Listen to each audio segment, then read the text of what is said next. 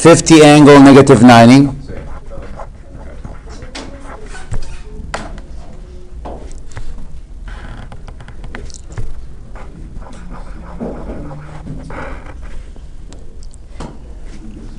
Negative 25J. So they convert the information for us. But here are the units. MS. Whoa. 40 MS.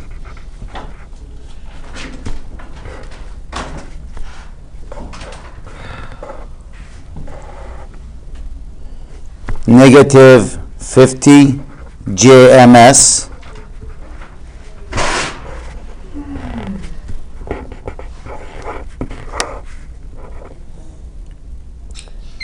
Angle 0. MA. And this one MA.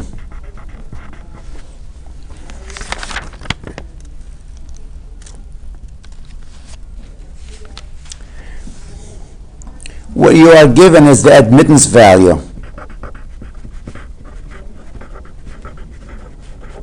which we call Y value. That's what you're given. And if you want to convert that to a Z value, which is impedance.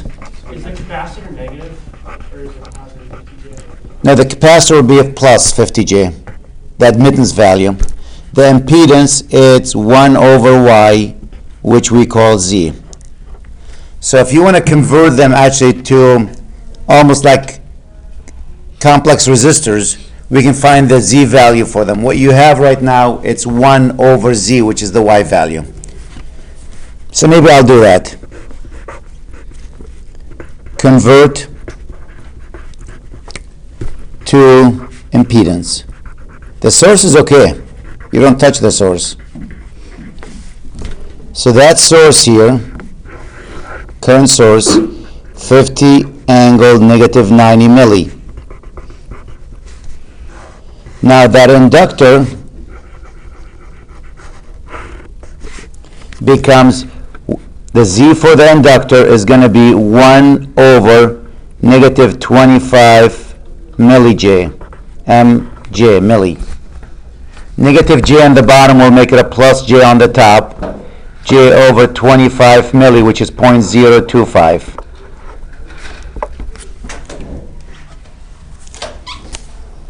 One divided by 0.025. Oh, turn on. 1 divided by 0.025. It's 40J, positive. The resistor is going to be 1 over that number.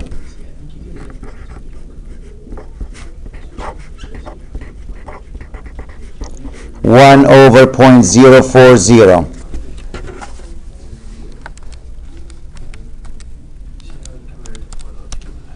$25.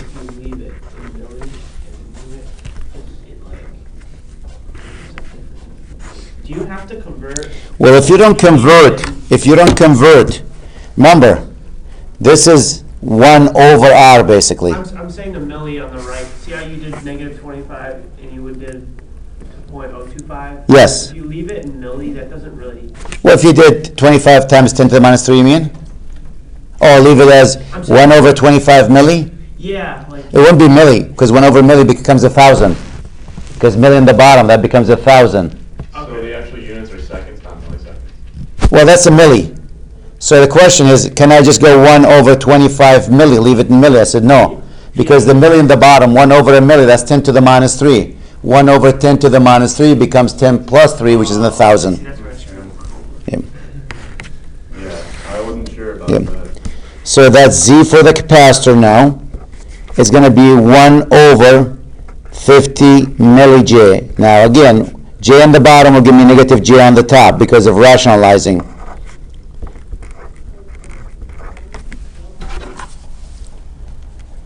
One divided by 0.050. Negative 20J. Now, once you do that, it looks now normal. These are impedance.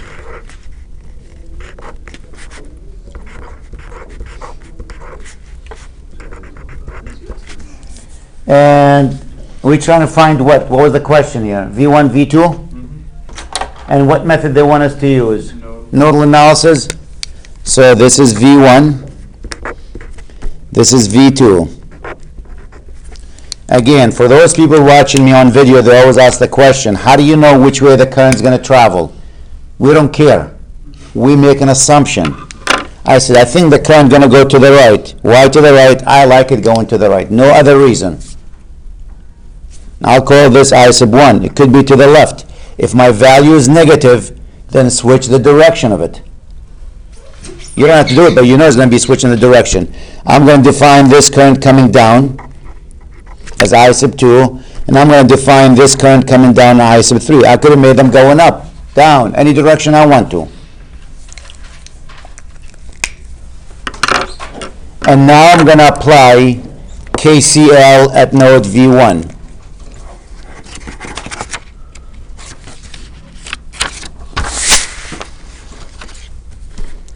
KCL at V1. And it says if you add all the current going into the node should equal all the current coming out of that node. What is going to this node? I see 20 angle 0 milli. I'll just go 0.02 angle 0. That's what 20 milli, 0.020. I don't need the other 0. What's leaving then?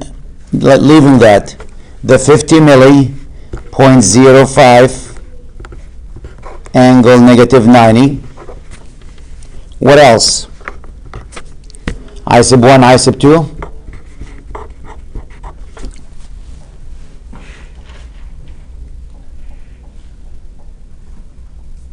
And let's write them in terms of the voltages. 0.02. By the way, if the angle is 0, you can just drop it out because that's all on the real part there. Remember, if you remember your complex value, this is the real portion. This is the imaginary.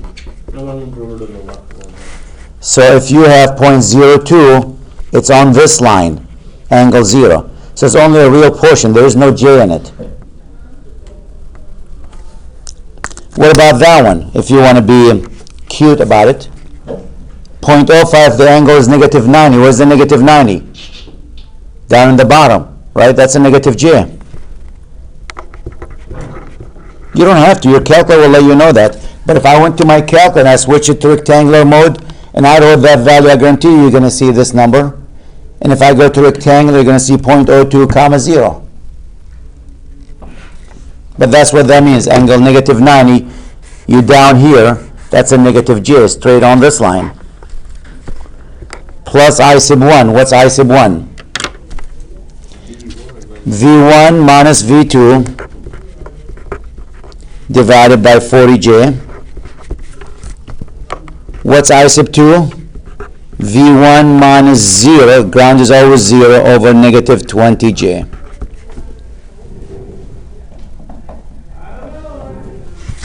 There's the governor.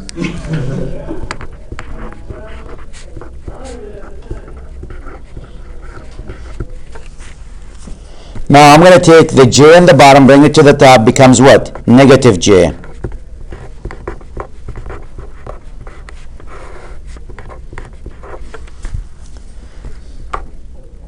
When I take the negative J from the bottom, bring it to the top, becomes what? Plus J.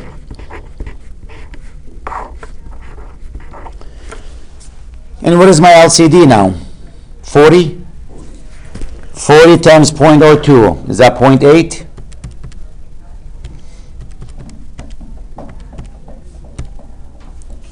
.8.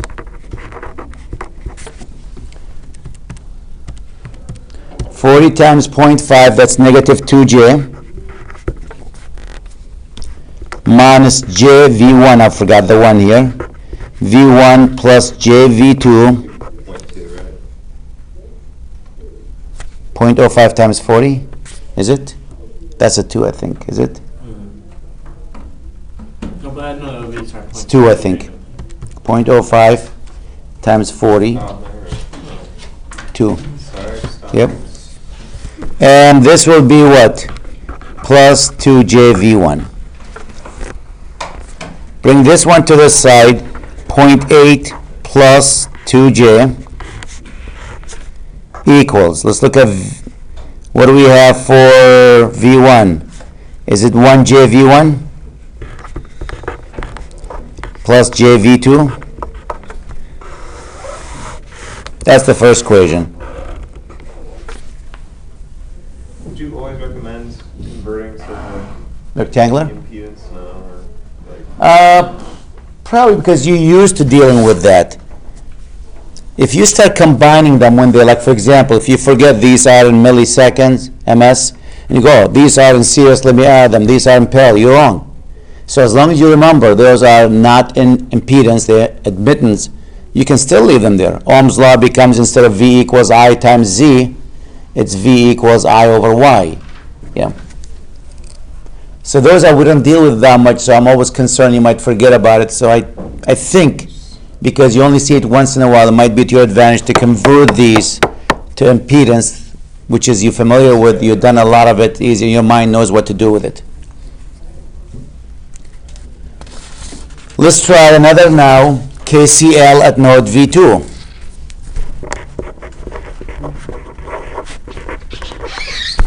Again, the current in equals the current out. What's going to that one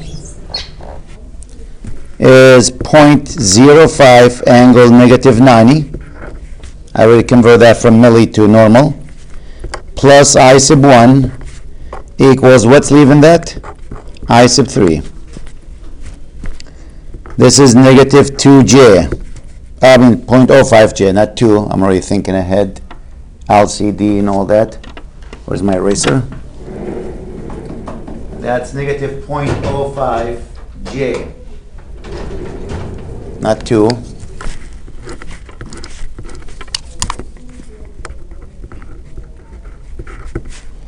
Plus I sub 1. What's I sub 1? V1 minus V2 over 40j equals I sub 3, which is V2 minus 0 over 25. I can bring that j to the top, make it a negative. Oh, this becomes a minus, right? Yeah. Minus j V1 minus V2 over 40 equals V2 over 25. My LCD, is that 200?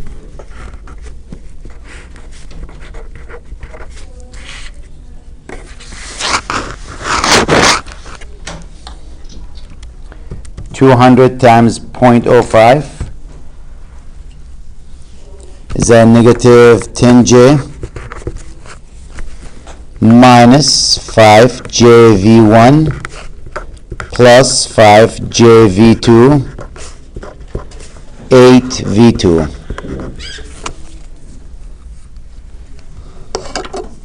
Move everything to the other side. Negative 10j equals 5jv1 plus 8 minus 5jv2. Now you get two equations by two unknowns.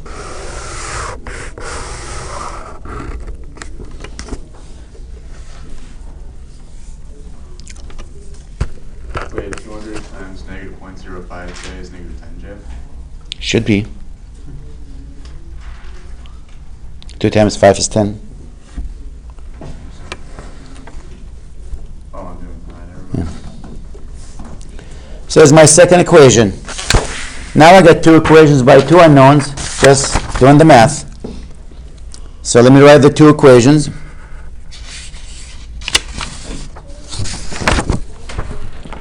.8 plus 2j.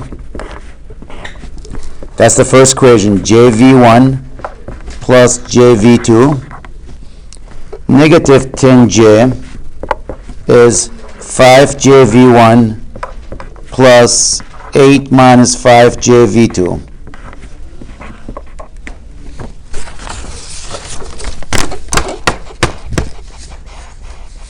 You can use elimination method, any technique you want to. If you multiply this equation by negative 5, the v1 will disappear. Negative 5 times 0.8, is that what? Negative 4 minus 10j equals negative 5jv1 minus 5jv2, right?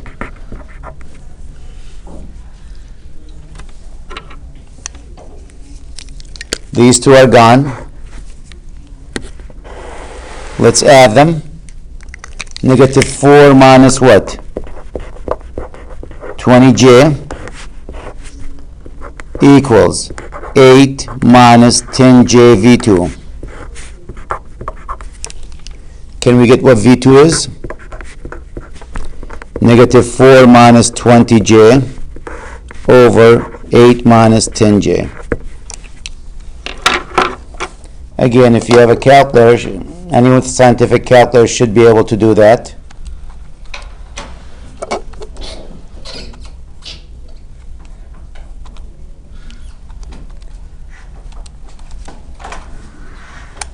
And if you convert that to a polar, I got V2 equals 1.59, roughly negative 50 degrees.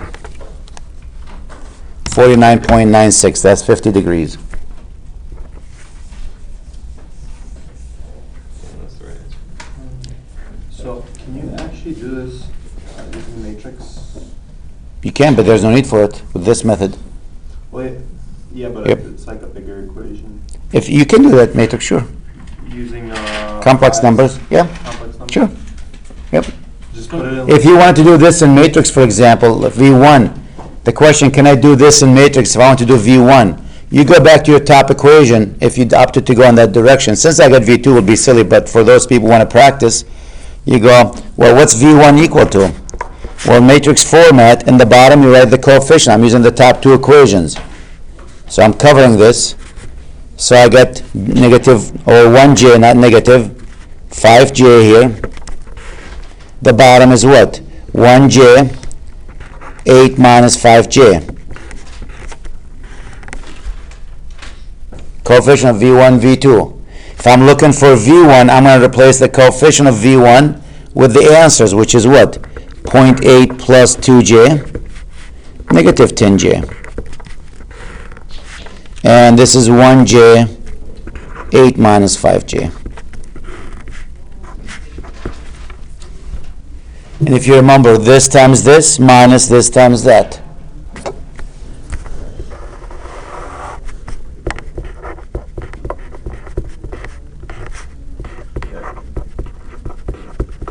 Minus negative 10j times 1j. And this times this.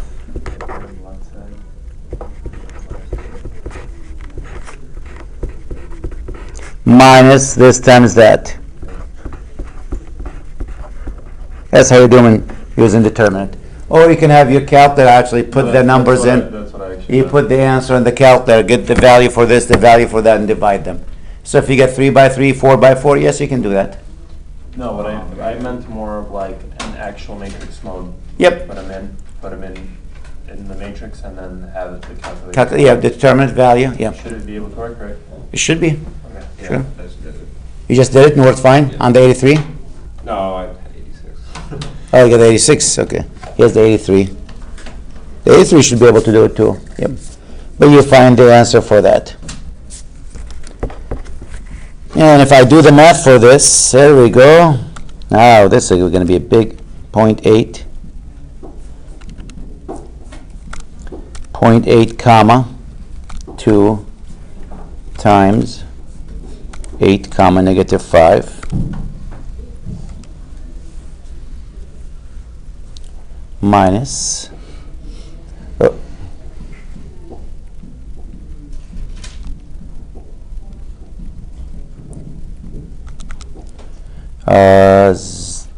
0 comma negative 10 times 0 comma 1. The top I got 13.6 angle, almost 62 degrees. The bottom 8 comma negative 5 times 0 comma 1 minus 0 comma 1 times 0 comma 5. The bottom I got 12.8 angle 38.7. Now you divide the two answers.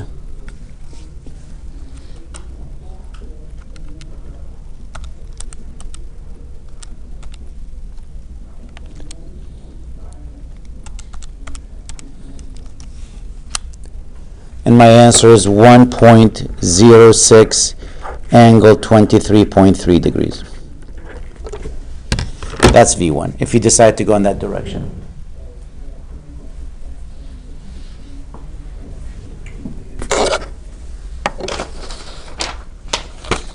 But I would have noticed I converted them first to the Z value, and I applied the knowledge that we know.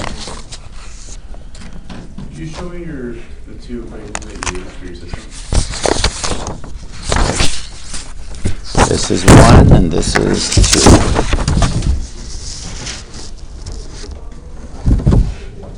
Okay.